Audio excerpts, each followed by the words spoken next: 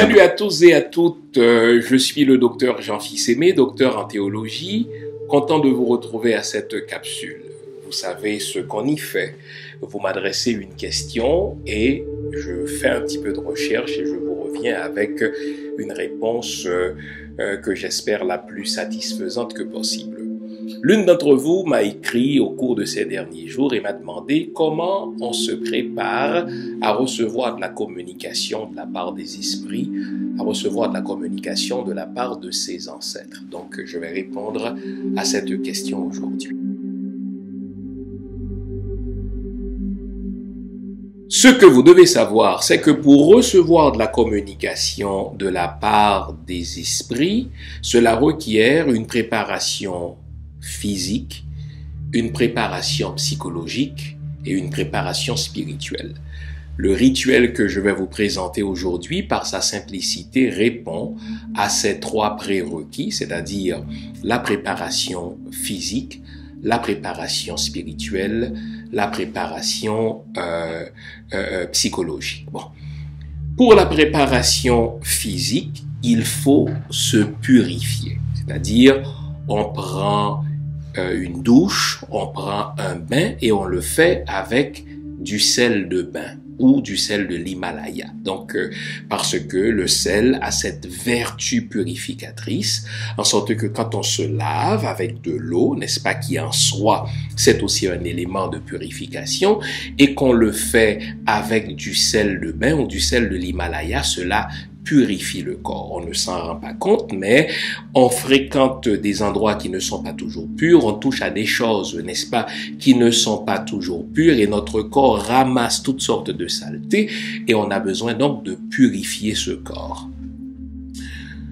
Le bain, une fois pris, on s'est lavé avec du sel de bain, du sel de l'Himalaya. Maintenant, il faut choisir des heures précises au cours de la journée ou de la nuit pour faire le rituel que je vais vous proposer. Donc, vous choisissez l'une de ces heures-là que je vais vous proposer en fonction de votre disponibilité, en fonction de votre disposition. Car pour ce rituel-là, il faut pas se sentir stressé.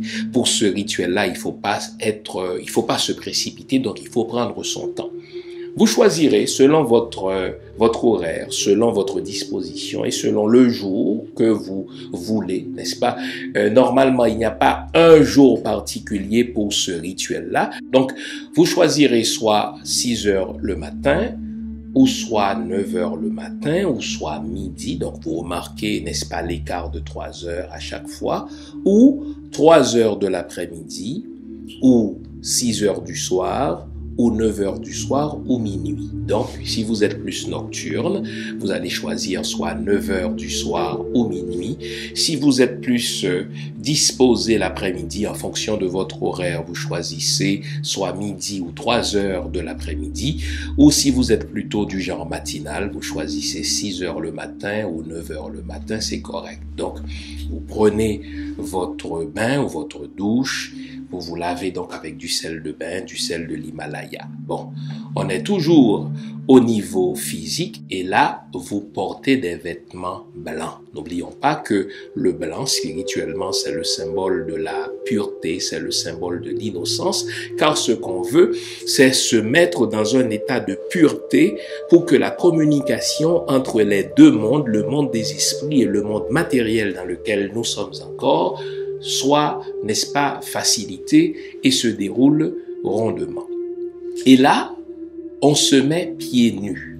Pour quelle raison?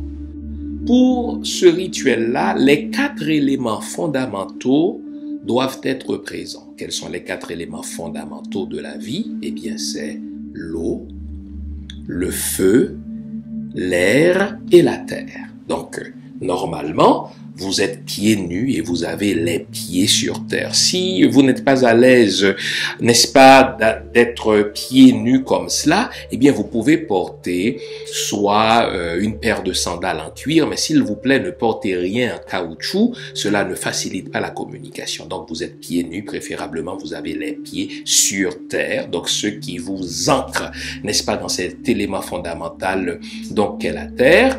Et là, vous allez prendre un verre verre d'eau. Préférablement, le verre doit être, n'est-ce pas, en cristal. Donc, vous remplissez le verre de cristal d'eau. Donc, pour l'instant, on voit deux éléments. Donc, la terre, vous êtes pieds nus, vous avez les pieds sur terre. Vous avez un verre de cristal d'eau, donc le deuxième élément.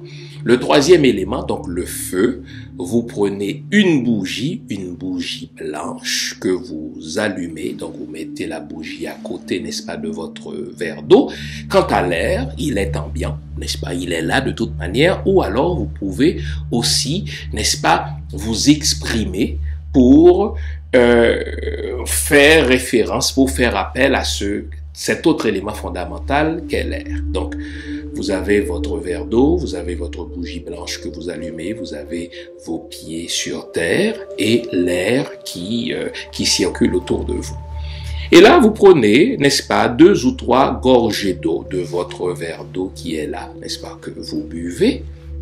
Et là, vous allez entrer dans un exercice d'introspection par la méditation. Qu'est-ce que vous faites à ce moment précis? Vous allez entrer en vous-même pour être conscient de tout ce qui est impur chez vous et que vous voulez chasser. La colère peut être la rancune, peut-être la haine, peut-être, n'est-ce pas? Et vous êtes conscient de cela, vous entrez en vous-même. J'ai des défauts qui ne sont pas les vôtres, j'ai des faiblesses qui ne sont pas les vôtres, donc vous connaissez les vôtres, donc vous entrez en vous-même. Dans cet exercice d'introspection, n'oublions pas que la spiritualité, c'est se connecter avec son intériorité telle qu'elle est, c'est-à-dire avec nos imperfections, nos laideurs et nos faiblesses. Et là, vous projetez, n'est-ce pas, dans l'eau. N'oublions pas que l'eau a une vertu purificatrice. Vous projetez dans l'eau tout ce que vous avez découvert d'imparfait et d'impur en vous. C'est comme si, en entrant en vous-même, vous réalisez que vous êtes rancunier, vous réalisez que vous êtes orgueilleux, vous réalisez que, je ne sais pas, que vous avez envié votre voisin, vous réalisez que, en tout cas, vous les connaissez, et vous les projetez dans ce verre d'eau, et vous restez là.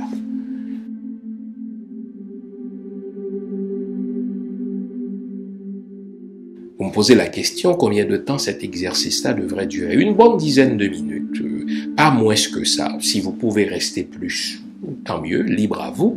Vous restez concentré, vous fixez du regard la bougie, n'est-ce pas, allumée, qui est à côté de votre verre d'eau. Et n'oublions pas que vous projetez dans votre verre d'eau, n'est-ce pas, tout ce qui vous est impur, tout ce qui vous paraît toxique, tout ce qui vous paraît mauvais, tout ce qui vous paraît mal et impur. Donc vous projetez dans le verre toutes ces saletés-là, toutes ces impuretés-là, et vous vous concentrez, vous restez concentré, vous regardez, n'est-ce pas, la bougie allumée. Au fur et à mesure qu'on s'exerce à cela, vous allez voir, il y aura une plus grande endurance. Vous commencez par 10 minutes, une autre fois ça va être 20 minutes, une autre fois ça va être 30 minutes. Donc, vous savez, l'appétit vient en mangeant, mais également l'habileté. En matière de spiritualité, c'est quelque chose qui se développe, mais si c'est votre première tentative, c'est votre premier exercice, normalement 10 minutes devraient suffire. Au terme de ces 10 minutes, pour signifier aux divers éléments que vous terminez, pour signifier aussi aux esprits qui sont là que vous terminez, vous tapez 3 fois, n'est-ce pas, dans vos mains. 1, 2, 3, comme pour dire que c'est terminé. Une fois que c'est terminé, vous vous levez. N'oublions pas que vous avez projeté dans le verre d'eau vos impuretés, tout ce qui est toxique, tout ce qui est imperfection. Vous prenez votre verre d'eau, vous allez jeter cette eau-là à la terre. Le principe spirituel, c'est tout retourne à la terre. Tout provient de la terre et tout devrait normalement y retourner pour la transformation. Et maintenant que vous avez rendu à la terre ce qui doit retourner à la terre, n'est-ce pas? Vous vous disposez maintenant à recevoir de la communication de la part de vos ancêtres, de la part des esprits. Au fait, par cet exercice-là, vous vous préparez à être un réceptacle pur. Encore une fois, pas de stress. Si vous vous sentez plus à l'aise de le faire tôt le matin, vous le faites. Si vous vous sentez plus à l'aise de le faire à 9 heures, vous le faites. Si vous vous sentez plus à l'aise de le faire dans l'après-midi, si vous vous sentez plus à l'aise de le faire le soir aussi avant de vous coucher, vous le faites. Et vous vous disposez désormais à recevoir de la communication de la part des esprits de vos ancêtres.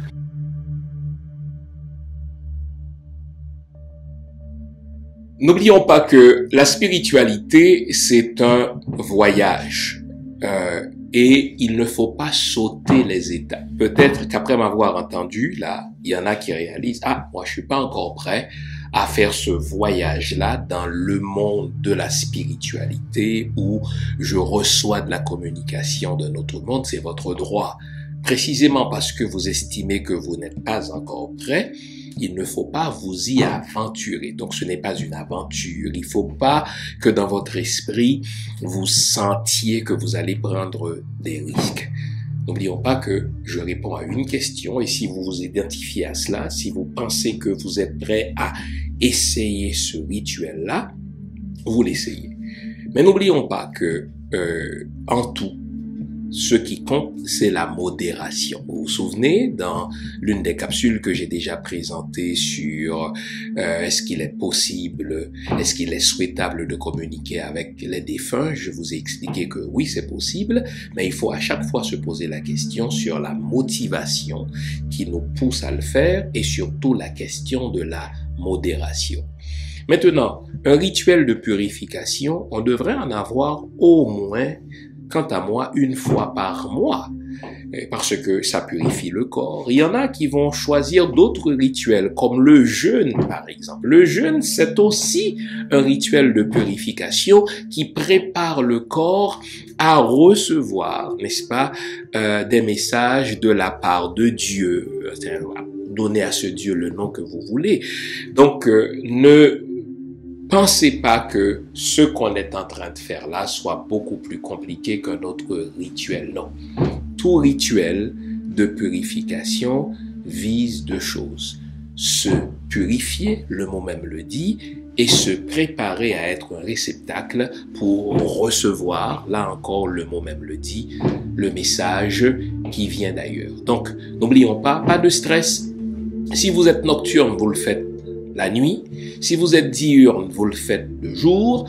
Ou si vous vous sentez plus confortable l'après-midi, vous le faites. Il n'y a pas de souci. Et n'oublions pas, il faut se connaître, se demander est-ce que je suis prêt à cela? Parce que en se purifiant comme cela, en évoquant, n'est-ce pas, ces 4 éléments fondamentaux, en se prédisposant à recevoir ces messages-là, on va entrer en contact avec d'autres énergies. Donc, si vous estimez n'être pas prêt, vous ne le faites tout simplement pas. Ça a été un plaisir de vous parler aujourd'hui. Mon nom est Jean-Fils Aimé. Je suis docteur en théologie. J'espère que cette capsule vous a été utile. N'oublions pas que la spiritualité est d'abord une reconnexion avec soi. Tout est en nous. Vous notez que dans ce que je vous dis là, je ne fais appel à rien qui soit ésotérique, rien qui soit compliqué. Tout est en vous. Vous êtes de l'énergie. Vous êtes en contact avec toutes ces énergies-là qu'on va appeler esprit, ange, démon. Ce sont des énergies. Il s'agit de se purifier et de se disposer à être un réceptacle pour recevoir les messages. Merci d'avoir été là. On se retrouve une autre fois pour une autre capsule du même genre avec une autre question que vous m'aurez posée. Au revoir.